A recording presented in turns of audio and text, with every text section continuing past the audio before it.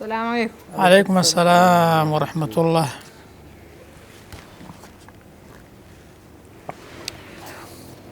بسم الله الرحمن الرحيم.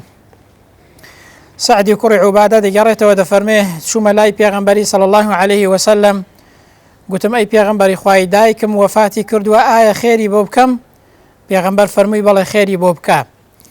دفرمي قلتم أي بيغنبري خواهي صلى الله عليه وسلم أي الصدقة أفضل كام خير لحمو خيرك باشتر وخيري زياترة بيغنبر فرمي سقي الماء أو بدا بخلق لشوينك بيريك لي بدا كخلق لي سود مند بي أو خير لحمو خيرك باشتر وشاكتر وخيري زياترة بوشي أو لهموشتي خيري زياترة چونك نقهر إنسان بقرا همو زندورك بيستي بأو هيا لبرو خيري أو لهموشتك زياتر وباشترة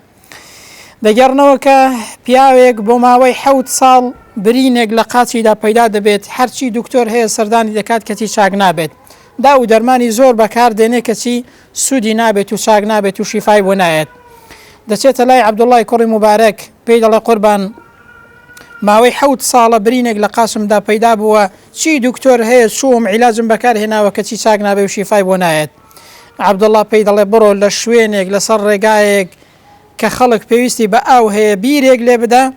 بەڵکو خوای پەروەردگار بەهۆی ئەو ئاودان بە خەڵکو و بیرەوە شیفات بدە دەفەرمێ بە ئامۆژگاری عەبدوڵڵا چوو لەسەر ڕێگایەک بیرێکی لێدا ئاو بیرەی هەڵکەند بۆ ئەوەی کە خەڵک لە ئاوەکەی سودمەند بێ